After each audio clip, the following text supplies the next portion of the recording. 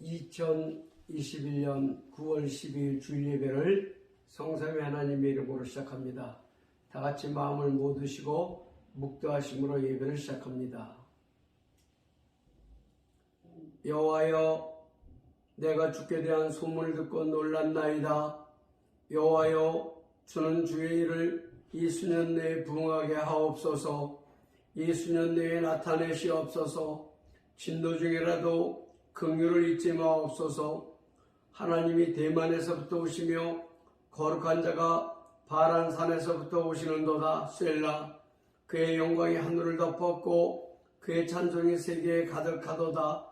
그의 광명이 햇빛 같고 광선이 그의 손에서 나오니 그의 권능이 그 속에 감추어졌도다. 역병이 그 앞에서 행하며 불덩이가 그의 발밑에서 나오는도다. 그가 서신즉 땅이 진동하며 그가 보신즉 여러 나라가 전율하며 영원한 산이 무너지며 무궁한 작은 산이 엎드러지나니 그의 행하심이 예로부터 그러하시도다. 고마우신 아버지, 2021년 또 가을을 맞이하여 오곡백과가 무르익고 하늘이 높은 천고마비의 계절에 저희들의 삶을 영위하시고 여기까지 인도하신 에베레스의 하나님을 찬양합니다. 여전히 코로나로 인하여 나라들마다 어렵고 아버지 확진자가 늘어나고 있지만 우리의 교만을 꺾게 하시고 하나님 앞에 겸비하며 무릎 꿇을 때 하나님 이 땅 가운데 긍휼을 베풀어 주시길 원하오니 역사하여 주시옵소서. 오늘도 대한민국, 베트남, 미국, 세계 곳곳에서 예배하는 거룩한 하나님의 전에 백성들을 기억하시고 예배를 통하여 영이 소성할 뿐만 아니라 믿음과 성령이 충만해질 수 있도록 역사하여 주시옵소서. 시종을 성령 하나님께 의뢰하오며 존귀하신 예수님의 이름으로 기도하옵나이다. 아멘. 찬송가 393장을 다 같이 부르겠습니다.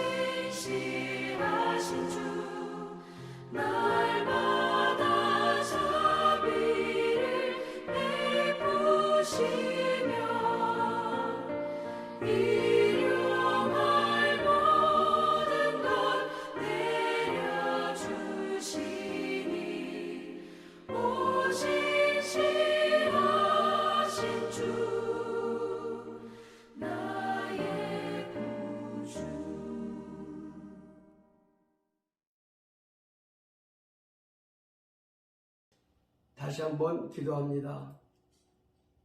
고마우신 아버지, 베트남 땅에 코로나로 인하여 9월 16일까지 다시 16호 조치가 연장되었습니다. 이동이 금지되고 영업이 금지되고 예배가 금지되고 아버지 10,000명 이상의 확진자가 나오고 아버지 이 어려운 상황을 하나님 기억하시고 베트남 땅에 하나님 긍휼의 역사를 허락하여 주시옵소서. 아버지 우상에게 절하지 아니하고 전능하신 하나님을 알아가게 하시며 믿고 베트남 땅 가운데 아버지 그리스도 예수의 푸르른 계절이 오길 원하오니 주여 도우시고 역사하여 주시옵소서. 우리 선교사들이 애쓰고 수고하여 이 땅에 복음을 전한 그루터기들을 뽑지 마시고 베트남 복음만을 위하여 세워진 한인 디아스포라 교회들을 아버지 그 교회들이 굳건하게 뿌리를 내리며 아버지 맡겨진 사명을 잘 감당하는 교회와 주의 종들로 축복하시고 특별히 지구촌 새생명교회 성도들 한 사람 한 사람 가운데 하나님 은혜가 넘치게 하셔서 하나님 이 어려운 환경을 잘 극복하고 나아갈 수 있도록 축복하여 주시옵소서. 오늘도 귀한 말씀 주심을 감사합니다. 말씀을 잘 듣고 깨닫고 은혜로 마음판에 새길 수 있도록 아버지 도와주시고 역사하여 주시옵소서. 모든 것 감사드리며 존귀하신 예수님의 이름으로 기도하옵나이다. 아멘. 오늘 거룩한 주일에 하나님께서 우리 가운데 허락한 계시의 말씀은 출애굽기 4장 17절입니다. 다 같이 시작. 너는 이 지팡이로 손에 잡고 이것으로 행할지니라. 하나님은 천지 만물을 창조하시고 우리 눈에 하찮게 보이는 것일지라도 하나님께서 사용하시면 위대한 기적의 역사를 일으키시는 하나님이심을 알게 됩니다. 오늘은 우리 사람들에게 하찮게 보이는 것을 하나님께서 사용하셔서 기적의 역사를 이루시는 하나님에 대해서 말씀을 드려보려고 합니다. 세 가지를 말씀드리려고 해요. 첫째가 모세 지팡이, 두 번째 다윗의 물맷돌, 세 번째 오병이어 기적 때에 어린 소년의 보리떡 2개와 물고기 5마리 도시락. 첫 번째 모세 지팡이입니다. 잘 아시는 대로 호레스산 중턱에서 무려 40년을 양을 기르고 쳤던 모세에게 지팡이는 어떤 존재였을까요?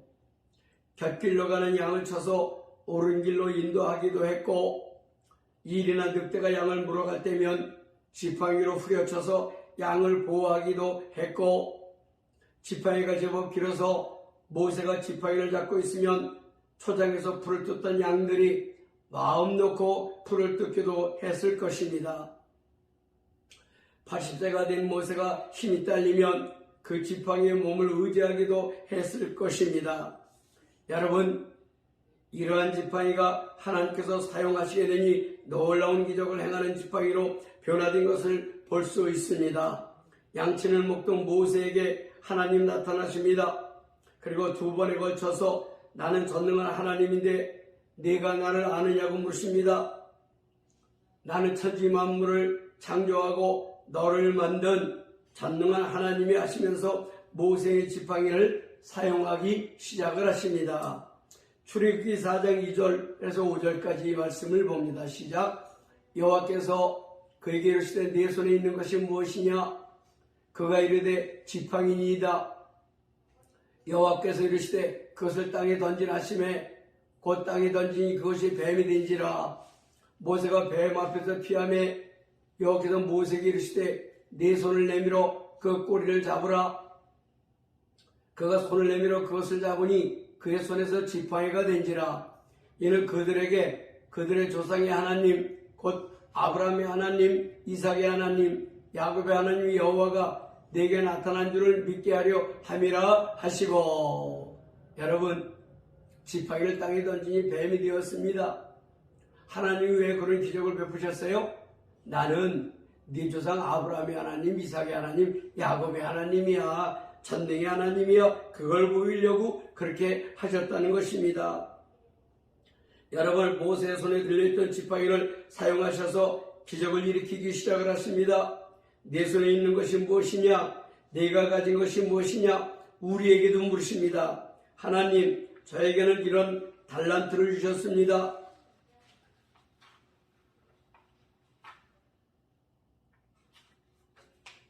그런데 그게 상식에 머물러 있으면 별 볼 일이 없습니다. 하나님께서 사용하시면 대단한 기적을 이루시는 것입니다. 늘 손에 들려있던 지팡이가 이렇게 기적을 일으키다니, 하나님께서 모세에게 자신을 계시하신다는 건 알려주신다는 것입니다. 하나님이심을 알게 하시고 이제 그 지팡이를 손에 쥐어주시고 애굽으로 가게 하십니다.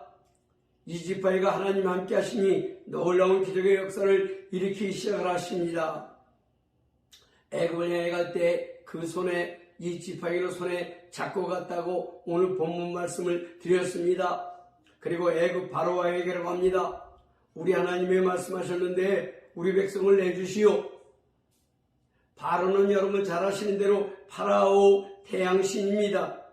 내가 신인데 도대체 너희 하나님이 무슨 신이냐? 우리 하나님은 전능한 하나님이시오. 여러분 바로가 그 말을 믿겠습니까? 어림없습니다. 그래서 모세가 지팡이를 사용하여 기적의 역사를 이루며 하나님을 드러내고 역사를 일으킵니다. 출애굽기 7장 15절입니다. 다같이 시작. 아침에 너는 바로에게로 가라.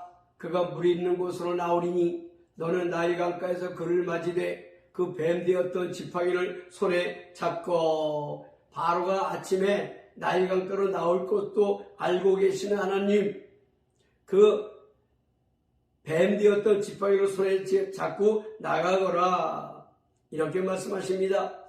자, 그 지팡이를 사용하거라. 17절입니다. 17절. 여호와가 이같이 이르노니 내가 이런 말미암아 나를 여호와인 줄 알리라.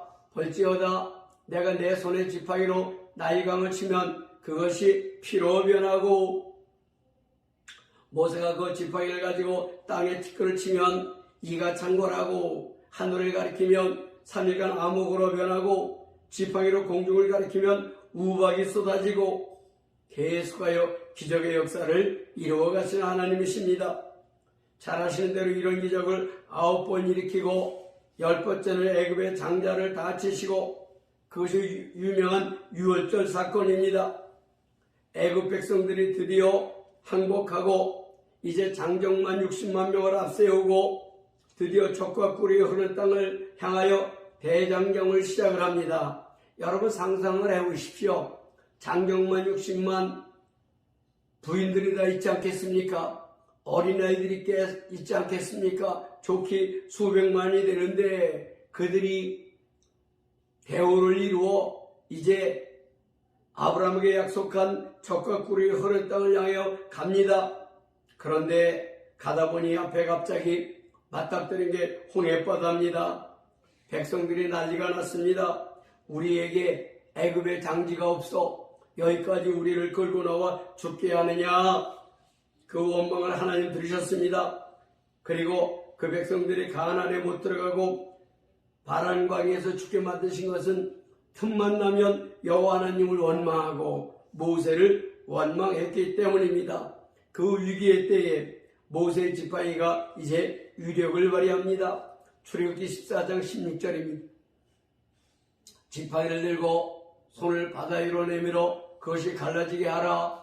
이스라엘 자손이 바다 가운데서 마른 땅으로 행하리라. 홍해바다가 이렇게 갈라졌습니다.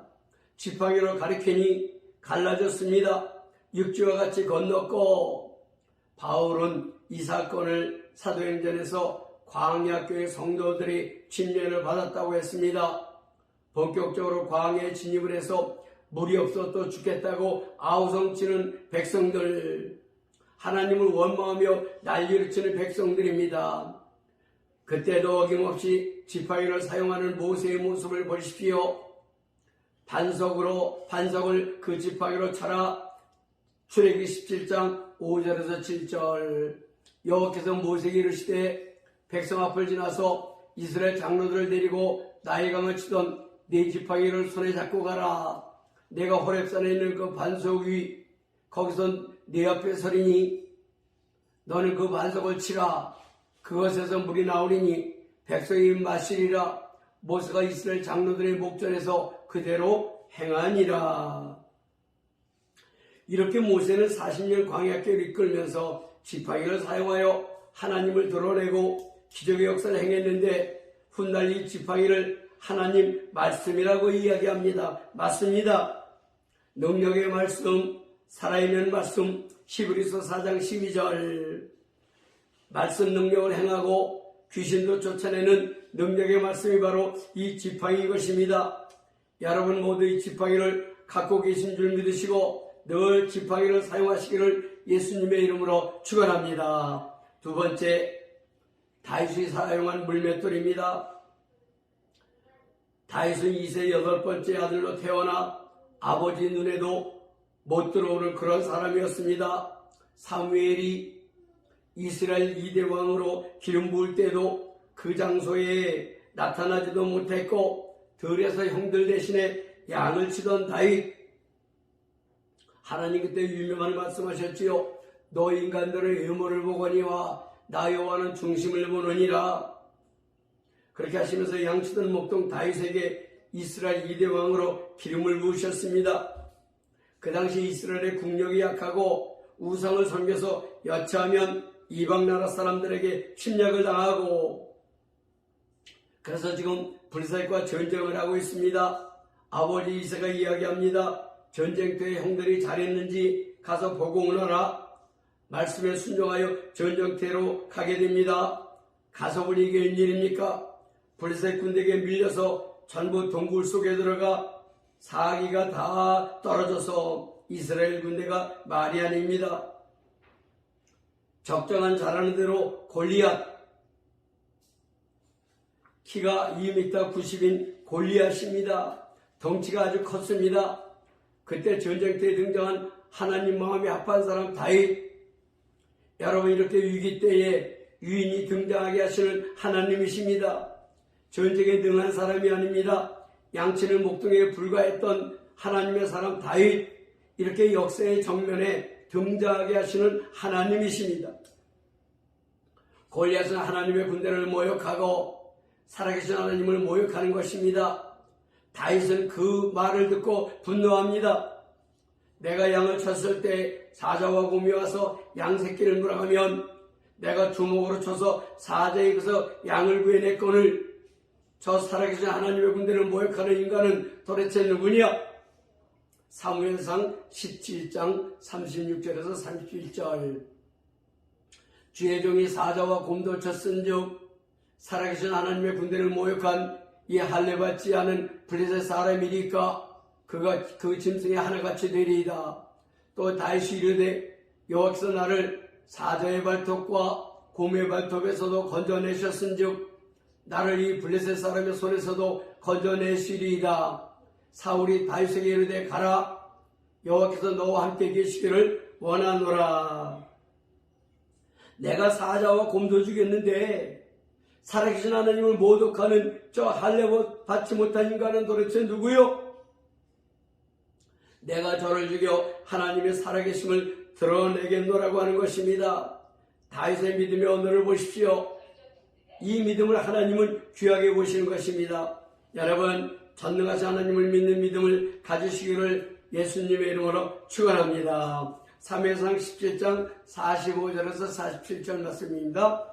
다윗이 블레셋 사람에게 이르되 너는 칼과 창과 단창으로 내게 나오거니와 나는 만군의 여호와의 이름 곧 내가 모욕하는 이스라엘 군대의 하나님의 이름으로 내게 나아가노라. 오늘 여호와께서 너를 내 손에 넘기시리니 내가 너를 쳐서 내 목을 베고 블레셋 군대의 시체를 오늘 공중의 새와 땅의 들짐승에게 주어 온 땅으로 이스라엘에 하나님이 계신 줄 알게 하겠고 또 여호와의 구원하심이 칼과 창에 있지 아니함을 이 무리에게 알게 하리라. 전쟁은 여호와께 속한 것인즉 그가 너희를 우리 손에 넘기시리라. 사랑하는 여러분, 이 다윗의 믿음을 보십시오. 너는 칼과 창과 단창으로 내게 오거니와 나는 만군의 여호와의 이름으로 내게 간다. 내가 오늘 너를 죽여 이 땅에 하나님의 살아계심을 만천하에 드러내겠노라. 그렇게 이야기하는 것입니다. 그리고 다시 사용한 무기가 무엇입니까? 사무엘상 17장 48절에서 50절. 블레셋 사람이 일어나 다윗에게로 마주 가까이 올 때 다윗이 블레셋 사람을 향하여 빨리 달리며 손을 주머니에 넣어 돌을 가지고 물매로 던져 블레셋 사람의 이마를 치매 돌이 그의 이마에 박히니 땅에 엎드려지니라. 다윗이 이같이 물매와 돌로 블레셋 사람을 이기고 그를 쳐 죽였으나 자기 손에는 칼이 없었더라.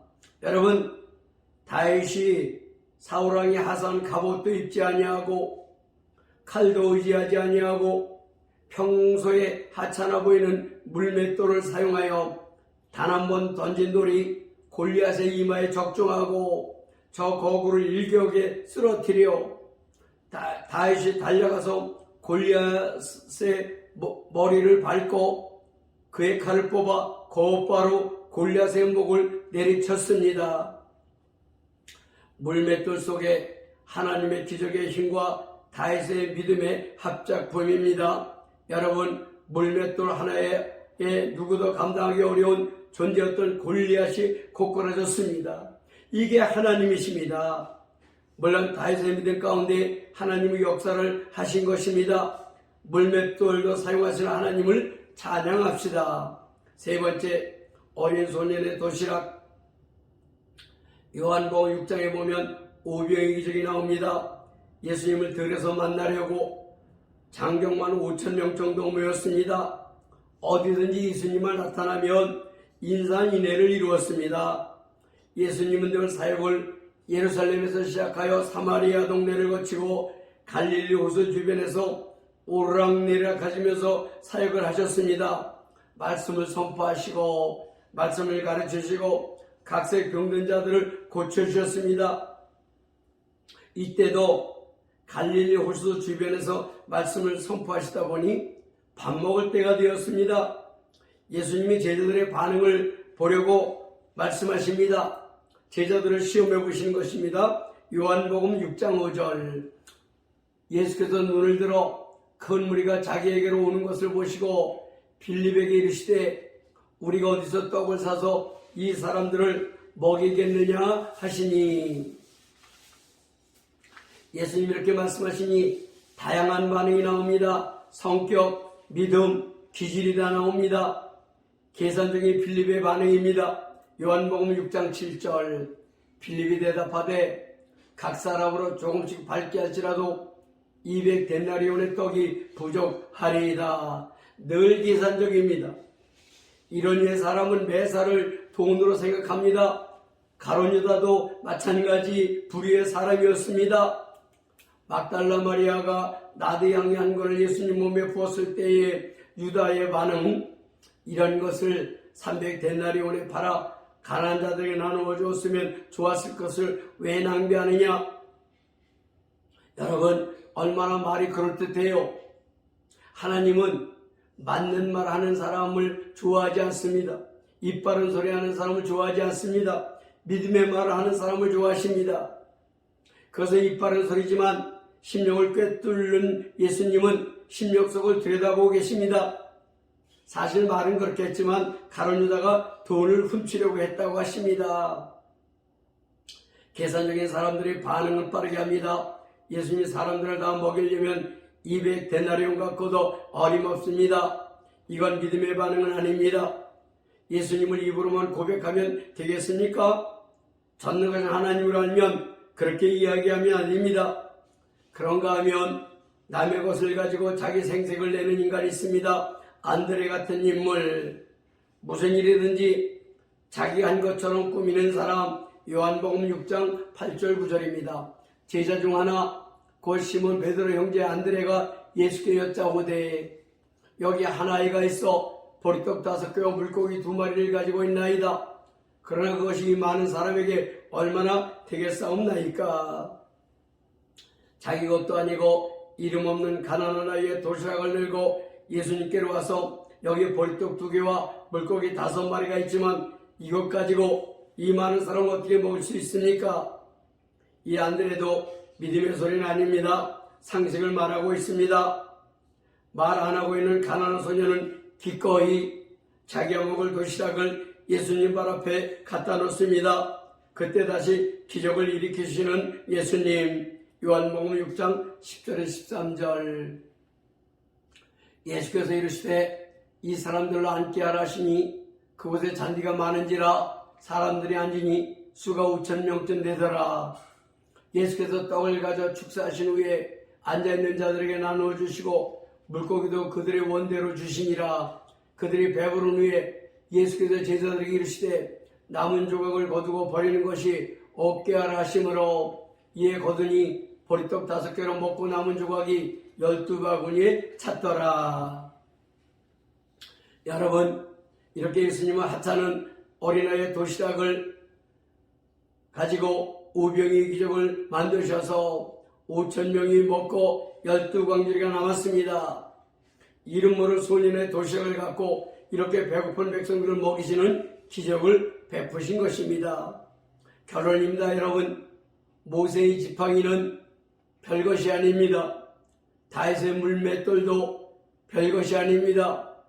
가난한 소년의 보리떡 2개 도시락도 별것이 아닙니다. 우리 모두는 전능하신 하나님께서 일하시는 모습을 보았습니다. 80 먹은 노인의 지팡이가 기적을 일으키고 하찮은 물맷돌을 사용하셔서 골리앗을 쓰러뜨리시고 보리떡 도시락을 갖고 5,000명을 먹이시고 12광주리간 넘게 남기시는 하나님이십니다.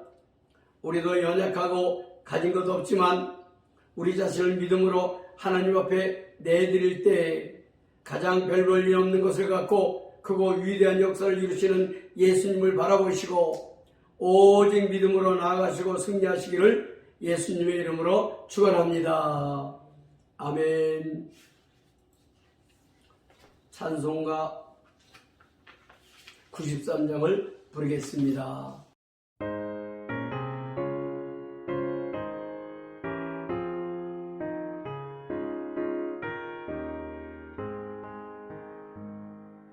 예수는 나의 힘이요 내 생명 되시니 구주 예수 떠나 살면 죄 중에 빠지리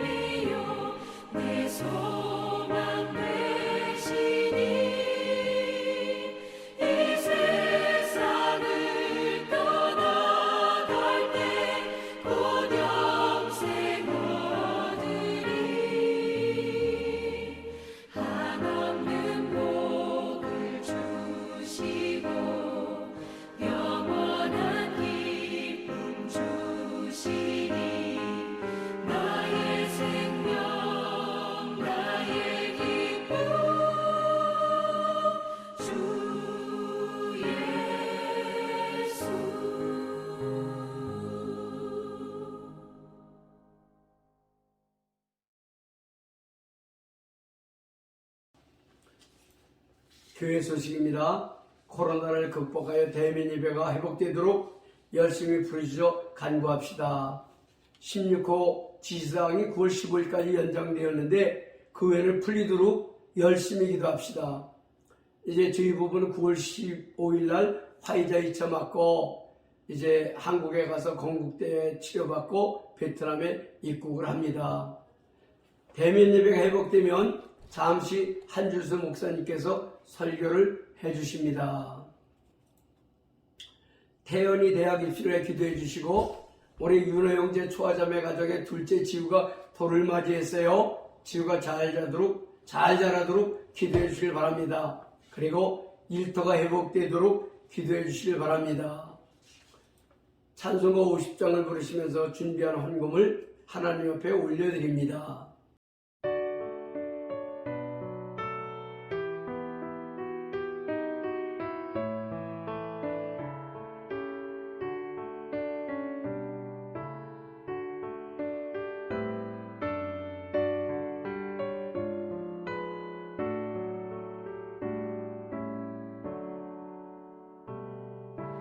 내게 있는 모든 것을 아낌없이 드리네.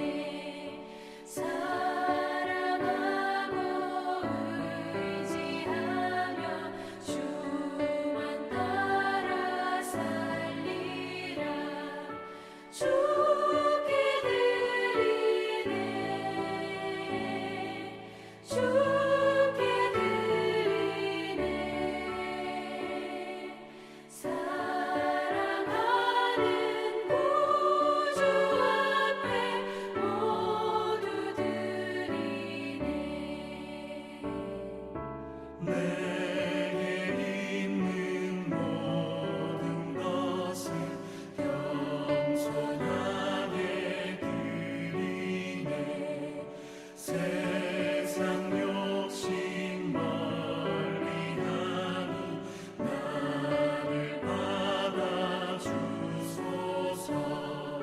주께 드리네. 주께 드리네.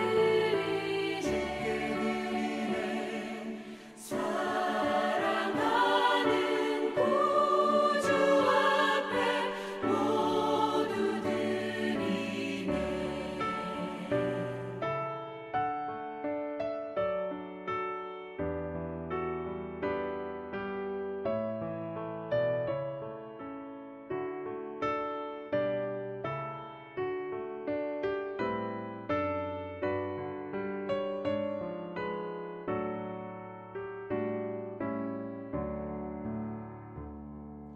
내게 있는 모든 것을 주를 위해 드리네. 주의 성령 충만하게 내게 내려주소서. 주께 드리네. 주께 드리네. 사랑하는 구주 앞에 모두 드리네.